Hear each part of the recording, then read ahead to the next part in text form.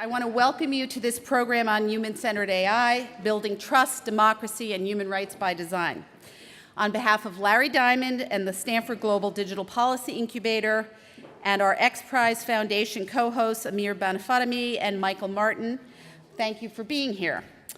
We need to start by thanking our event partners, Amnesty International, the National Democratic Institute, Stanford's Honda Center for Human Rights and International Justice, Stanford's AI Lab, and the Stanford Cyber Initiative.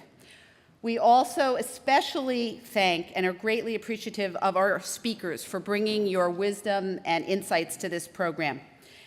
Last, I need to give a gigantic shout out to Sarah E. Zaldambidi, who literally made this event possible. She's right here, and Roya Paksad for all kinds of creative help in putting this program together. So let's just...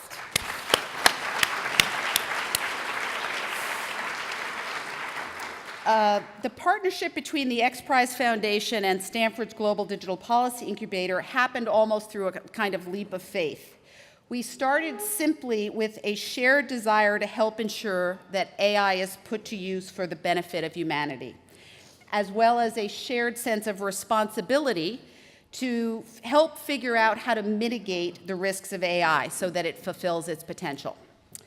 Today's program is a reflection of the type of cross-sector, cross-disciplinary conversation that we think needs to happen to move the field of human-centered AI forward. So we are at an inflection point when it comes to AI's impact on society. As we've quietly shifted to a data-driven society, AI has seamlessly become intertwined with many dimensions of our lives. AI already shapes how humans interface with technology, with government, with information, and with each other. New applications of AI are coming as fast as advances in research. We know some kind of strange transition has happened when our computers are asking us to prove to them that we are not the robots. But what lies ahead will be even more profound in both positive and negative directions. AI has been likened in its potential to the discovery of fire or electricity, and while dramatic opportunities that could flow from AI are almost unfathomable, so are the risks. Our core challenge is to find ways to capitalize on the vast potential of AI for the benefit of humanity while also protecting human beings and humanity as a whole. And the purpose of this program is to help figure this out. So I want to set the stage briefly, and you two, please sit, because I'm going to do a little introductory orientation to the whole subject. I want to briefly touch on three subjects. What is human-centered AI? How does the field of ethics relate to human-centered AI? And how can the existing human rights framework guide the beneficial application and development of AI? So, human-centered AI. This is a really hot topic that has been identified by Stanford's President Tessier Levine and Provost Drell as a new strategic priority. But human-centered AI means many things to many people. First off, just the AI part is a multifaceted concept. For today's purposes, we're using AI to refer really to the whole spectrum of different data-driven processes and intelligences, from automated and algorithmic decision-making to supervised AI applied in specific realms, to unsupervised machine learning and more complex deep learning that mimics neural networks, and even more aspirational artificial general intelligence, or AGI. But our primary focus today is on the human-centered part. Our priority will be to get our heads around what we mean when we want to reinforce a human-centered approach to development and application of AI. Here I want to start by citing Stanford's Fei-Fei Li, who recently published an op-ed in the New York Times entitled "How to Make AI That Is Good for People," where she identified three goals. Goal number one, to reflect the depth characterized by human intelligence. Goal number two, to enhance human capability, not replace it. And goal number three, to be guided by concern about effects on humans. From my vantage point, goal number 3, concern about effects on humans, is the heart of the matter. Goal number 1, making AI more human-like in its intelligence, is essentially the technological task. And the core point I'd make about this goal is that it should never be decoupled from goal number 3, moving to make AI more human-like without considering the effects on humans might not actually be human-centered in the long game. In a related vein, efforts to make AI friendlier to humans or to democratize AI by making it more widely available, both sound very good, but they could be dangerous moves if decoupled from an assessment of the effects of those friendly, widely available AI on humans. Goal number 2, enhancing humans, not just replacing them, will require much more creative thinking, especially with respect to employment, meaningful work, and wealth distribution. Tim O'Reilly will develop this strand in his keynote very shortly. But another type of human displacement must be addressed under Goal 2, displacement of humans from governance responsibility and accountability. This can happen when either public or private sector entities rely on AI to make governance decisions that affect people's rights. But the basis of those decisions are opaque to the governing authorities who rely upon them, effectively taking humans out of the loop. So human-centered AI will require new thinking about algorithmic scrutability, interpretability, and about democratic accountability for data-driven machine-based governance decisions. This leads to the question about how human-centered AI connects with the field of ethics. As I currently see it, ethical debate around AI has 3 primary entry points. Questions about whether robots and AI should be seen as ethical agents and maybe be granted legal personhood for liability purposes. Number 2, questions about whether humans have ethical responsibilities toward AI and robots.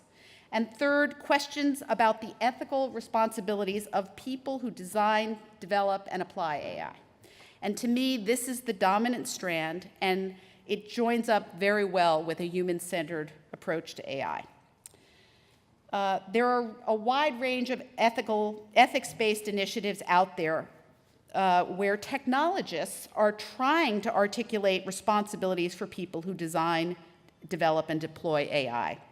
The Asilomar Principles, IEEE Initiative on Ethics in Autonomous and Intelligent Systems, the Partner on AI to Benefit People, OpenAI, Microsoft's Principles on AI Fairness, Accountability, Transparency, and Ethics, and just announced on Thursday, I believe it was Thursday, is Google's Principles for Responsible Development of AI.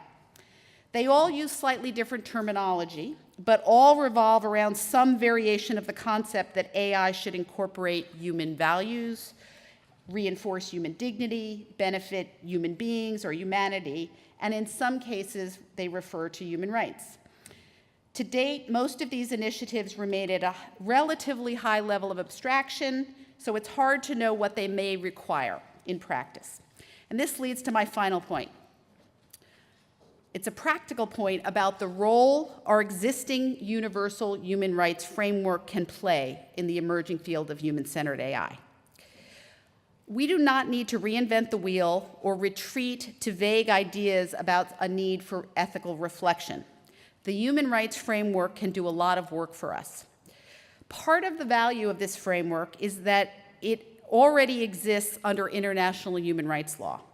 The texts were negotiated and agreed to internationally, and human rights norms are particularly well suited for a globalized, digitized ecosystem, specifically because they are universally applicable, and I think that does a lot of work. In her op-ed, Fei-Fei Li said that younger AI enthusiasts may be surprised to learn that principles at the heart of today's deep learning algorithms stretch back to neuroscience research done more than 60 years ago. And in a parallel way, the roots of today's human-centered AI movement also reach back, but to the Universal Declaration of Human Rights, drafted in the aftermath of World War II, as well as the body of international human rights law that has been developed in the 70 years since.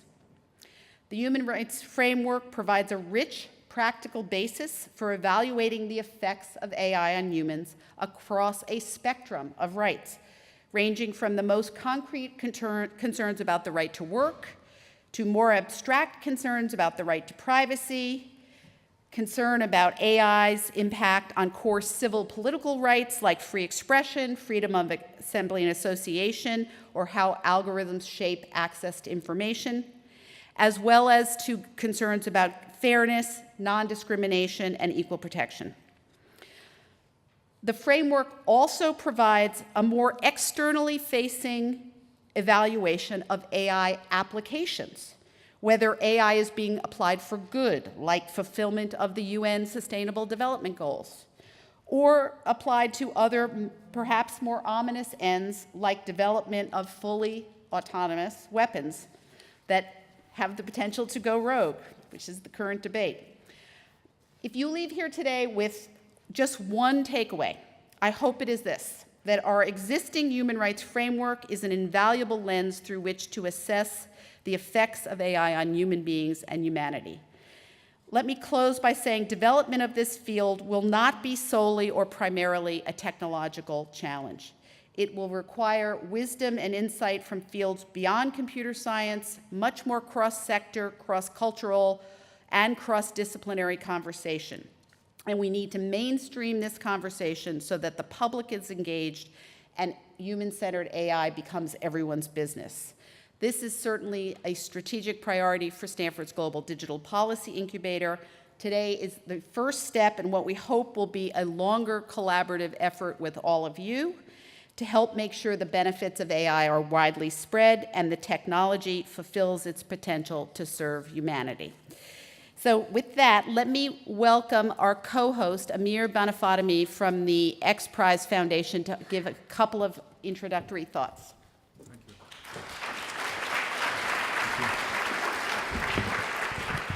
Thank you very much, everyone, and it's a great pleasure to be here. And it has been extremely interesting to organize and work on this topic together with Eileen and her team at Stanford.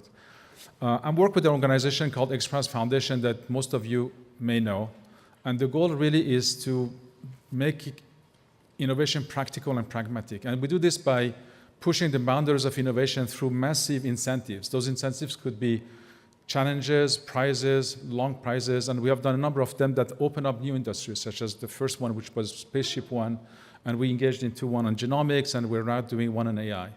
The story of AI is basically what is a foundation legacy for this event today.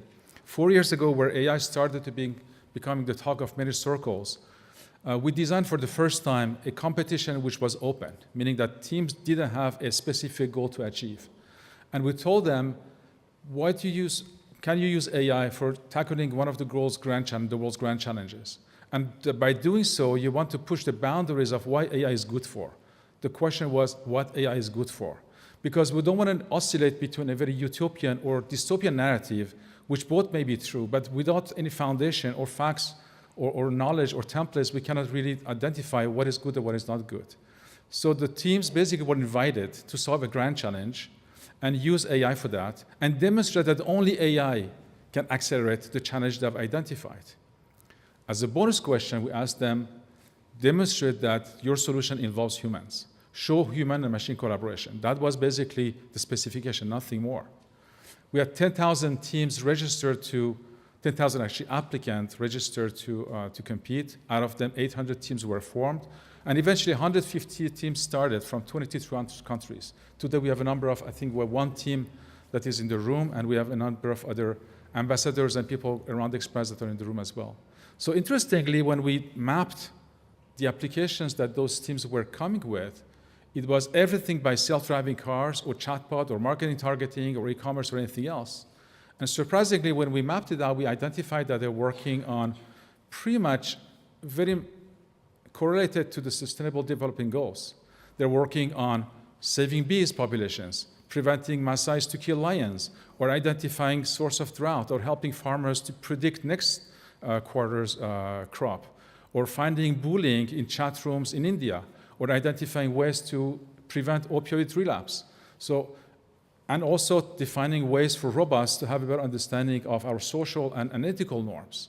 So with plethora of topics, this was a very unique competition. And what we identify is that the commonality of those were people care about grand challenges. People care about it. They may not know exactly how AI can solve for it, but they have a hypothesis about whether AI can do it or not.